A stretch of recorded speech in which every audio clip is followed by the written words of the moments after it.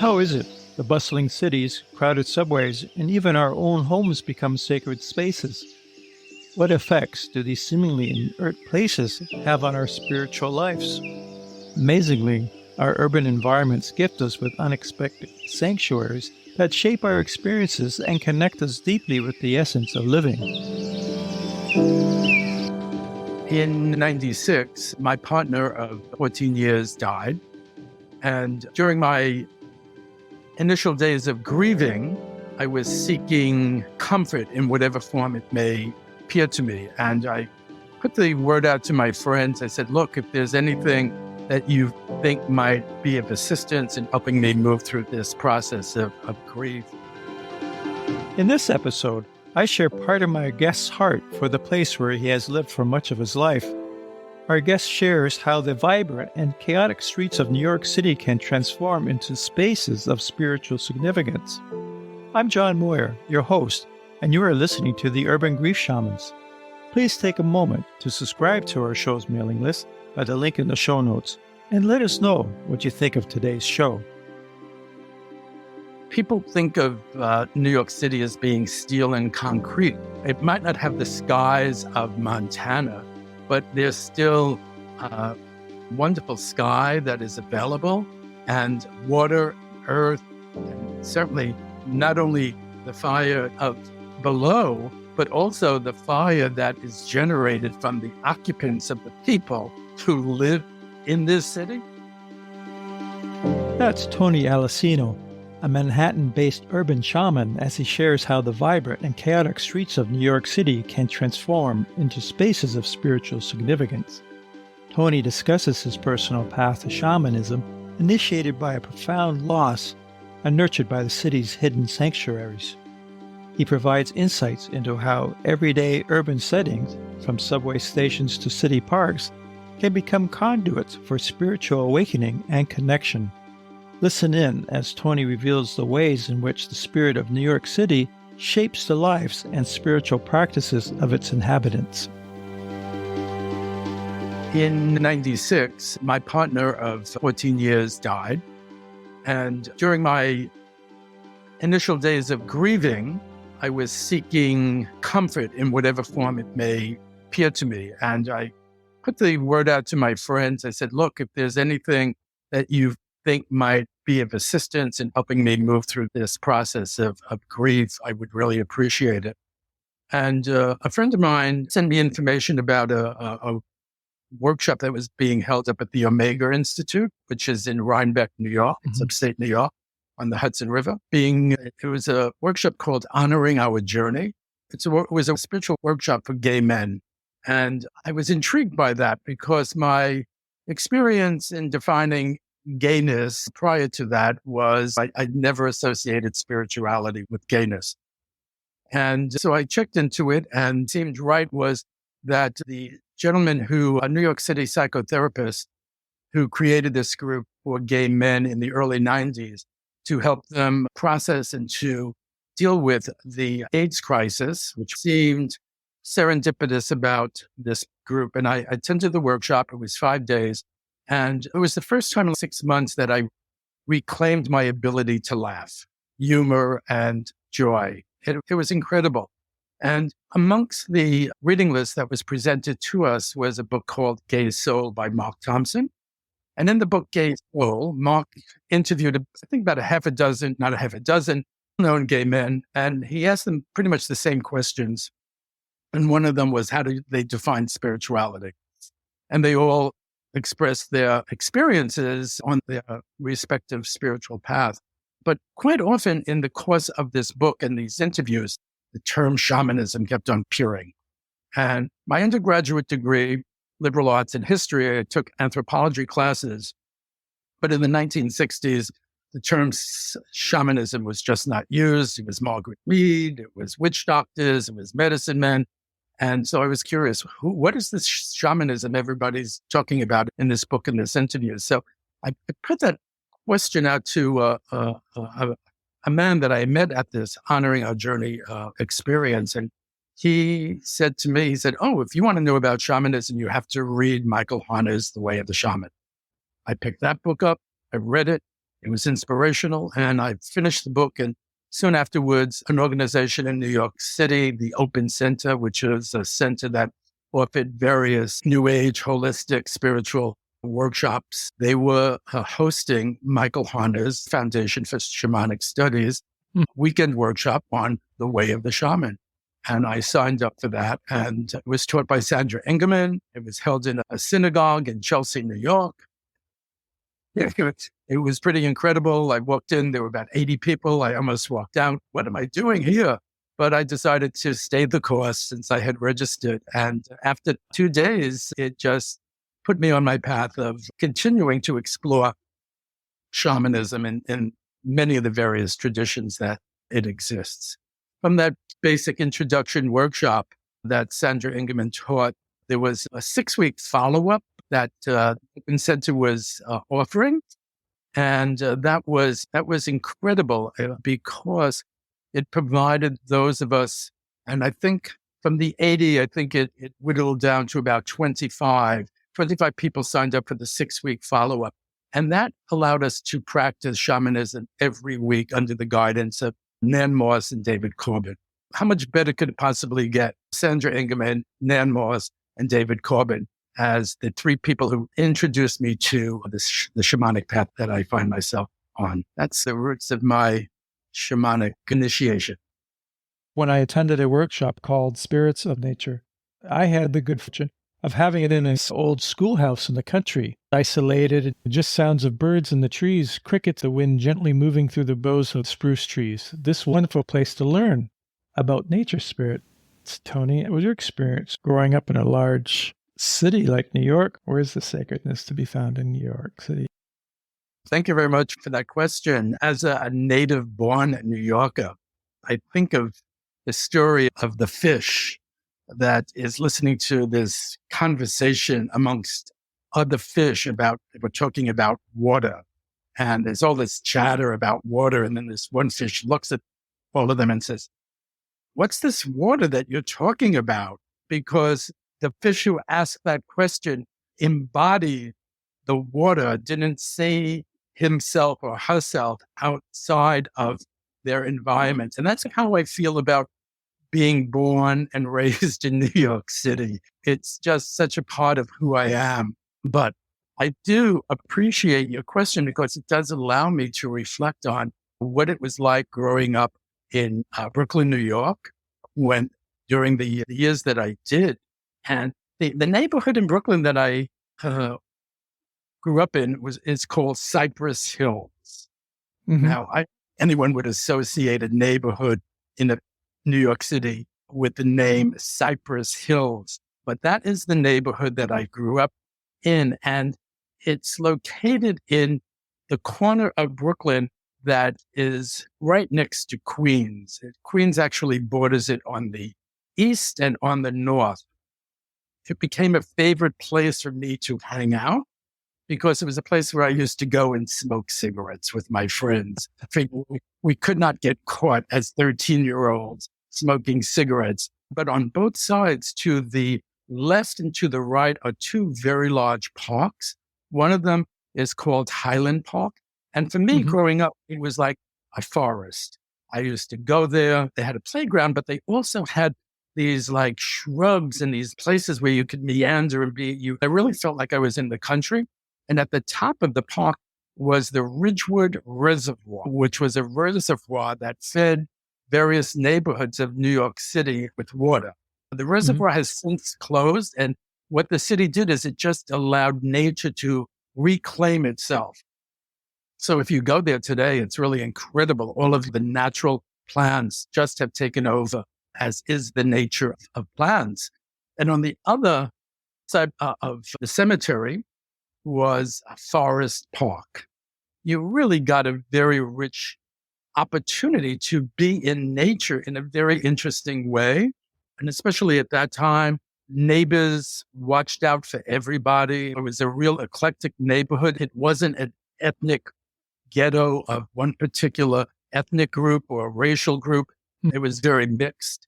And there were plenty of opportunities to explore and to be curious and to also to feel safe. As you became older and started on your path, how do you tune into the city spirits? Or do you? Yeah, New York City is the result of the glacial age. And so the rock is rock that tens of thousands of years ago existed in another part of our planet up north that Yeah. the ice age pushed down and created the Palisades and Manhattan. So it's a real solid bedrock. And I'm very conscious of the stability that I am fortunate to walk upon and to inhabit. I live in Manhattan. It's surrounded by water. We have the Hudson River to the west, and we have the East River to the east. So I always quite often tell people that I live on an island off the east coast of America. And in actuality, it's true. I'm not making it up. And so I'm very aware of the power of water, the power of earth. And people think of New York City as being steel and concrete. It might not have the skies of Montana, but there's still wonderful sky that is available, and water, earth, and certainly just not only the fire of below, but also the fire that is generated from the occupants of the people who live in this city. I remember Ken Burns' documentary about New York City. In the very first chapter, he talked about the Dutch settlement and how the Dutch settled New Amsterdam as a place of commerce. And New York City is a place of commerce.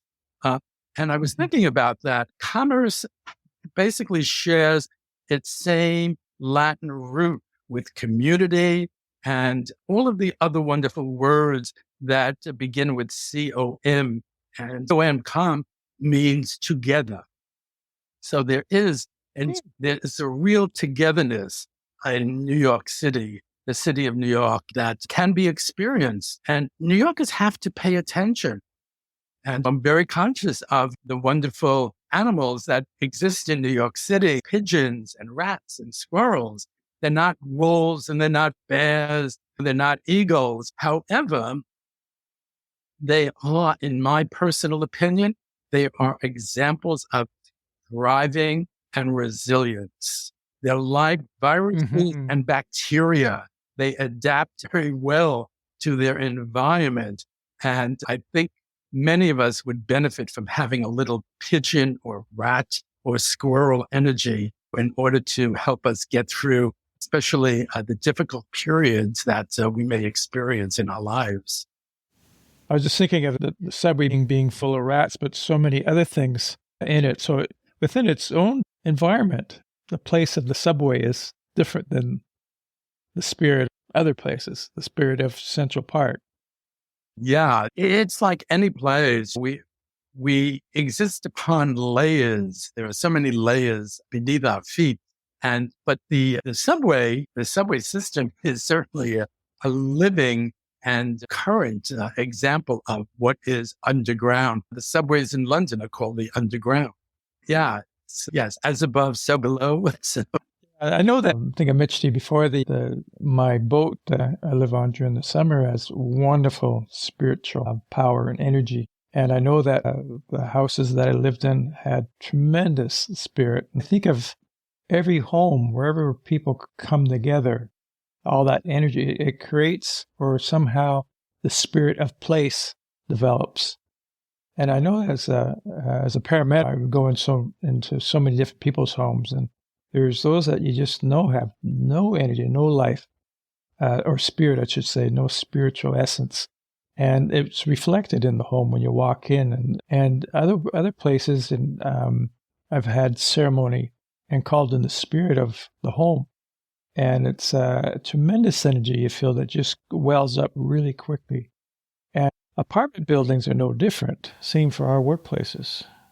When you think of it, they're all containers of many people, plants and animals, and thus the ability to have spirit there present and very unique is available. What's your thoughts on that? I totally agree with you. What's that saying about one's home is one's castle? I also like to think of it as one's sanctuary. But it's of one's creation. It's what you bring to one's home environment. I'm very fortunate. When my parents, they owned the building that I grew up in Brooklyn. It was a 5-family building with 2 stores. One of the stores was my father's business. My father was the proprietor of a soda fountain candy store. And the other business was a barber. And there were 5 families. And when my father went to work, he literally left our apartment and went downstairs, and he was in his store from 6 in the morning till about 10:30 at night.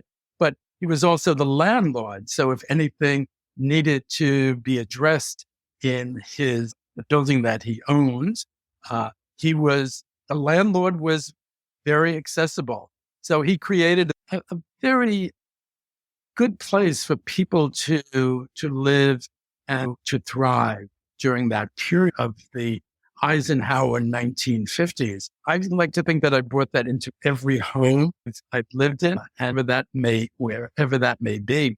In my current home, I live in Greenwich Village, and the building was built in 1890 as a tenement for immigrants. The organization that pushed and processed the landmarking of my neighborhood. Every building and every occupant in the building got information about the building from when it was built, who lived there originally. So it was wonderful, like reading this document about Irish immigrants and German immigrants, and who worked in the garment industry, who was a shoe repairman, who was a laborer. So I always like to think that, and where the apartment I'm living in, I have to remind myself that this was a home for a family. I'm single, I live alone, and trust me, my home is filled with the things that are important to me. But I try to imagine a mother or father, maybe 3 or 4 children living in the same space, but they did. And so I really like to think that there are layers of harmony that exists in this building. And when I moved back in, I was having the walls painted. And this was passed on to me by a gentleman that I befriended, and he carries a lot of Native American traditions. And he said before the painters put a coat of paint on the walls, write your affirmations on the walls so that they will be there and they will be protected by a layer of paint. So underneath the paint job in my apartment are all of these affirmations, how I wanted this place to be a harmonious, peaceful, loving, welcoming environment. I feel really fortunate. I've been here for over 25 years. And I think that that is the type of environment that people experience once they pass my apartment door. And as I shared with you, I conduct monthly drum circles here in my apartment. And everybody who comes, inevitably they make some comment about, wow, what a beautiful, peaceful, really enjoyable space you have. And but then recently somebody did ask me, they said, how do you protect your apartment from all the other stuff that you don't want to pass your front door? And I thought about that, and I have quite a few sacred objects around my apartment, which I feel protect me and my apartment, my space. But I think the most important thing is that I do not give permission. I do not give permission for anything that may cause me or others harm to pass through my front door. We talk about empowering people. We have to acknowledge the power that we all possess. Yes. And we can certainly build power in a home, obviously. Yes. Or in a workplace, yes. Or in a community where there's a great camaraderie. And we certainly all have, in every city, neighborhoods that very little, at very dark places, a lot of poverty. And that means they can't be suppressed, is what I want to say, not poverty. You can still have a rich spiritual existence and not have the abundance that perhaps others have. Now, you're a healer, and you have people that come to your apartment to do shamanic work with. And I know that you go to other people's home to do work in their homes. Since COVID, when things moved remotely, and then a few years ago, things returned. It's interesting you talk about going to other people's homes. There was a period where, I would be called upon and I would just jump on the subway and go to somebody's home, especially for like clearings. A lot of people would contact me or another shamanic practitioner wanting to do a clearing. They were about to move into an apartment, or they had moved into an apartment and the vibration was, kind of static, or they didn't feel at ease.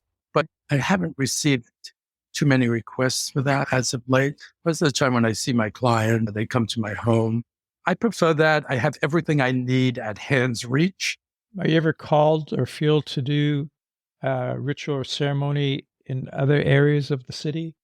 Yeah. Again, it just may be that I'm not sending that vibration out there anymore. You had inquired about an experience that I had in New York City that stood out. And what popped into my memory was some of us, I think there were 4 of us. New York City every year hosts a Halloween parade. And we decided, and at that point, we were probably all in our late 50s, early 60s. So 4 of us decided we would put on ceremonial garb and ceremonial mask and grab our rattles and drums, and we would march up 6th Avenue in the Halloween day or night parade. In your regalia. That would be in our regalia. And it was, you didn't stand out because you were walking amongst all sorts of people in their regalia, call them costumes or whatever. I just remember we set the intention that as we were walking, we were going to be blessing the crowds, blessing the city, and just using the vibration of our drums and our rattles. Donna Hennes, a New York City shaman, she's made it a career to have rituals in the city at different times. She would put together some of her students and people who followed her, and she would lead the opening of the New York City Halloween parade. I think she had self-appointed herself as being New York City's urban shaman. And she would ask them all to dress in silver. She would ask for a donation in order to acquire the amount of sage that she would need to smudge the length of the parade. And they would be the first group out, smudging the path of the parade, and the hundreds of thousands of people on both sides who are watching it. That Donna's one example. And then there's, oh God, my memory is just shot today. There's another woman, and actually she's a Reiki master, and she's also a shamanic practitioner. And she lives close to Central Park, and every day she goes to the park and she brings bird seeds, and she actually sits there with her palm open, and the birds actually feed out of her hands. And quite admirable. Yeah, look, there are a lot of people who live in this city, so you're going to have all sorts of people. And it's not just the headlines that instill fear in people. There's lots of people who actually create inspiration to celebrate the nature of the city and the community of the city. I neglected to mention that where Greenwich Village meets Chelsea, which is around 14th Street, there's an area there, and it's called Gainsvoort. It has a Dutch name, but it's quite unique because there's a place where I think 4 or 5 streets all come together where this little square. What I've learned through reading and through attending different information events hosted by this local indigenous was a meeting place. It was a place of commerce. Tribes would come from different directions and they would meet there to have their market. I was wondering if there are other significant sites that have made it through the years to the present. I was thinking of how many churches in Europe were built on previous sites that the Druids or Celts or other shamanic communities had built over sacred wells or other features here in New York City? There's none that I'm familiar with. Um, But New York City, especially lower Manhattan, did have quite a few churches, Trinity Church being one of them for many decades. Trinity Church, which is located in the Wall Street area, was the tallest building. And I think traditionally, in terms of Christian nations, the church was always supposed to be the tallest building in a city or in a town. And so if you look at prints or drawings of early New York City, always see Trinity Church's steeple sticking up. I mean, I was thinking about this earlier because we're talking about the sacredness of a particular place. And those churches had attached to them cemeteries. And so there were quite a few cemeteries actually on the island of Manhattan.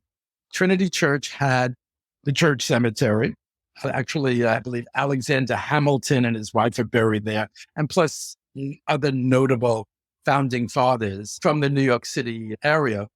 And then when that cemetery overflowed and there was no more room for it, they built the uptown branch of the cemetery. And if you look at old maps of New York City, say from 1800 to 1825, you'll see that Trinity Church's cemetery in the mid 19th century, they trusting that they dug up the bodies in order as the island expanded and they were building brownstone and residences.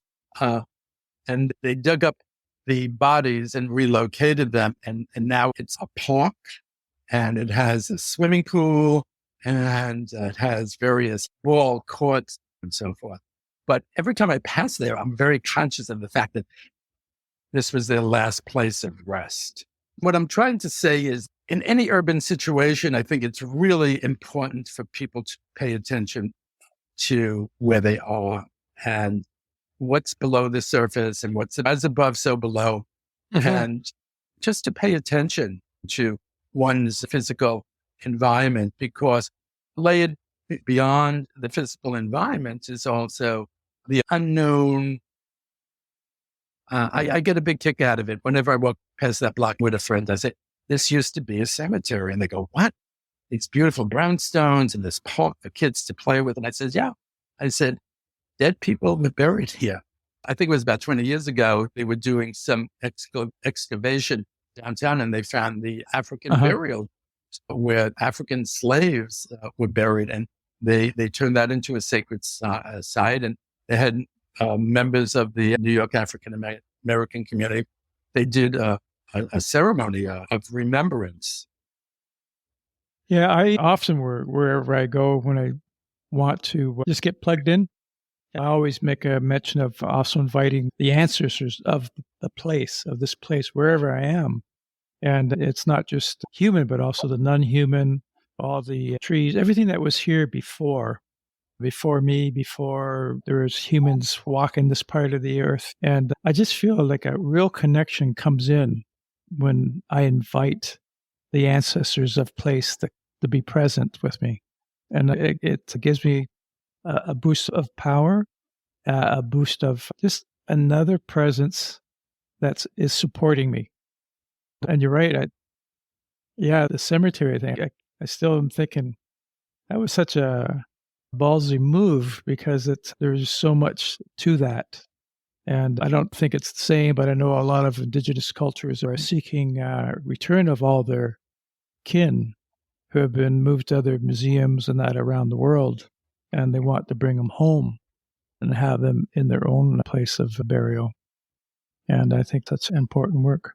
And these are usually historical museums, like the Museum of Natural History. I think they return skulls and bones that were in the caves on display. They return them to the tribes, so a proper burial for them. I think I know of 2 Jewish cemeteries that are literally scratched in these little corners of a street, a pedestrian street that people pass on their way to and from living their lives. But there is a fence and there's a sign. And if you stop and look at the sign, you say, oh my God, on the other side of this fence is a cemetery.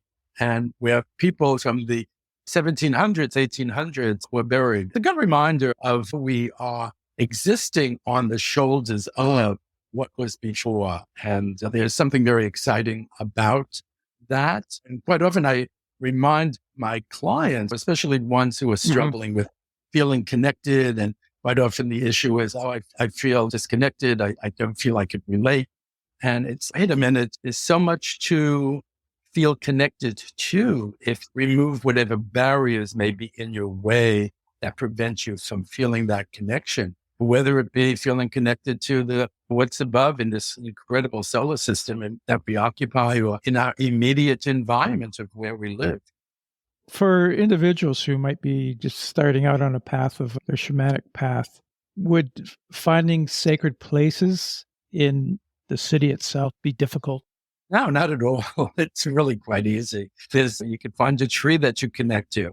You could take a stroll over to the Hudson River. The Hudson River is one of the mightiest rivers, in my opinion, that exists in the world. It's very wide.